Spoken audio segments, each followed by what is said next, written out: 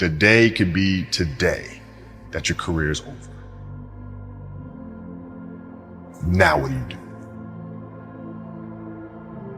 I said, I better get to work. Rest at the end, not in the middle. And that's something I always live by. I'm not gonna rest, I'm gonna keep on pushing now. There are a lot of answers that I don't have, even questions that I don't have. But I'm just gonna keep going. I'm just gonna keep going, and I'll figure these things out as we go, right? And you just continue to build that way. So I try to live by that all the time. Have a dream, sacrifice for it, and never ever rest in the middle. I came into the NBA, I was like, man, these dudes really don't work that hard. One of the things I would do is, while everybody would be at the cafeteria work, eating and doing all sort of stuff, I just go back to the gym. How can I show you that, no, I have the edge? Well, you do it through training, right? So when I get up in the morning, my daughter goes with me.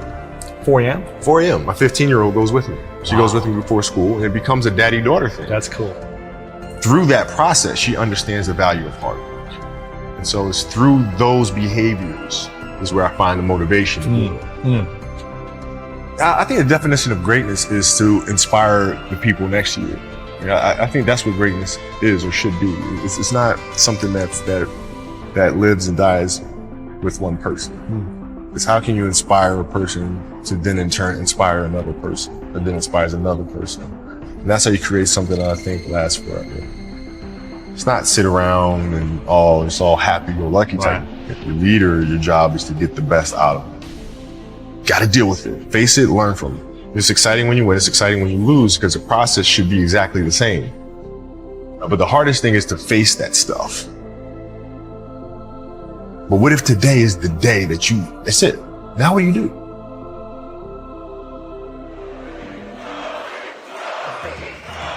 What can I say? MAMBA out.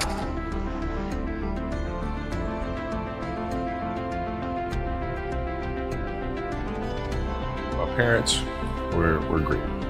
Growing up, they instilled in me the importance of imagination, curiosity, and understanding that, okay, if you want to accomplish something, I'm not just going to sit here and say, yes, you can do whatever you want. Yes, you can, but you have to also put in the work to get there, right?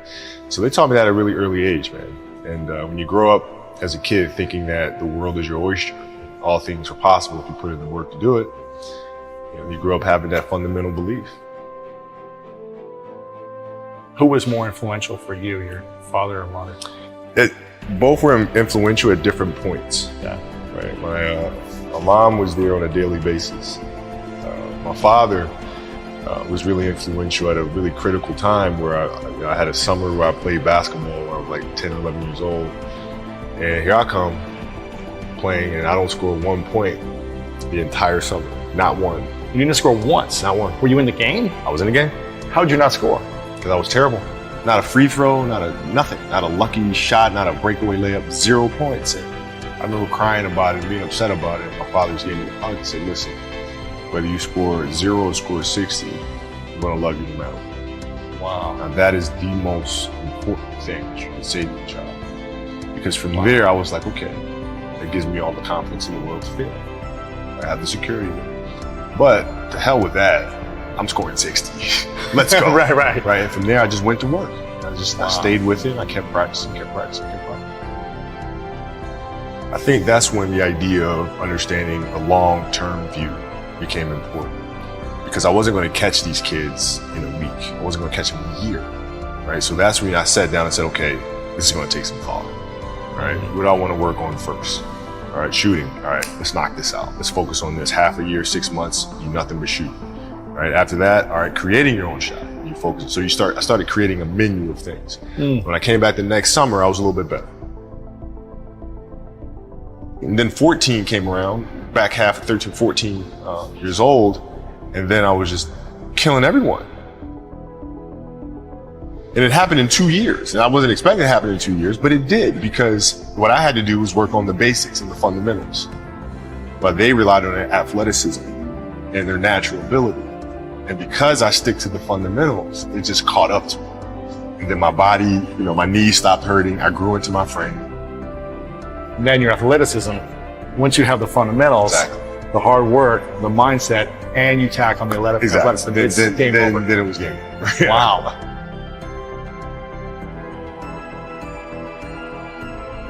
The love of the game, the challenge. Like I would watch Magic play, I'd watch Michael play, and I would see them do these unbelievable things, and I'd say, you know, can I get to that level?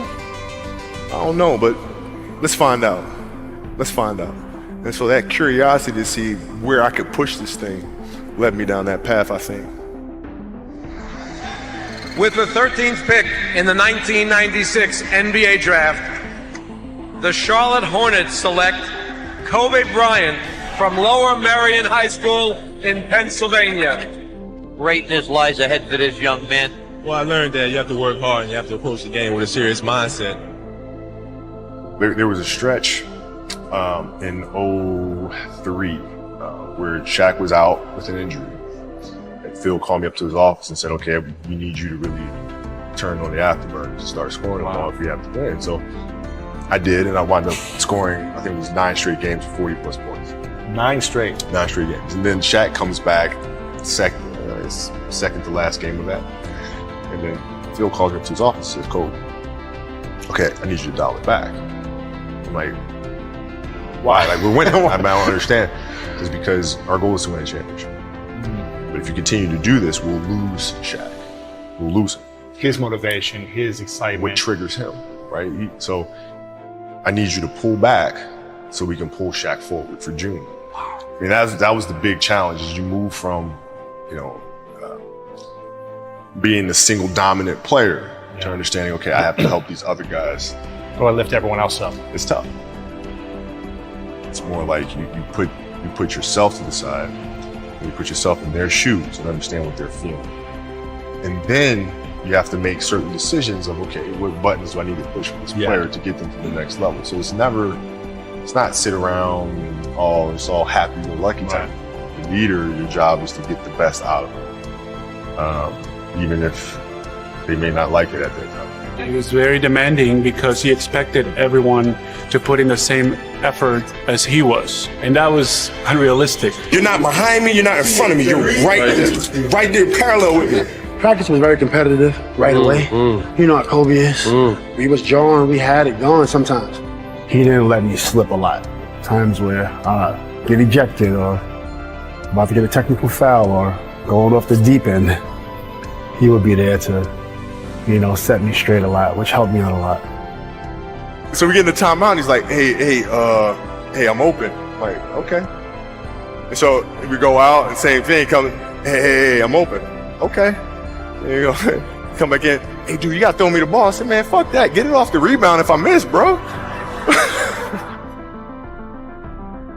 Listen, I don't deal with people that don't commit at that level, but then act as if they do.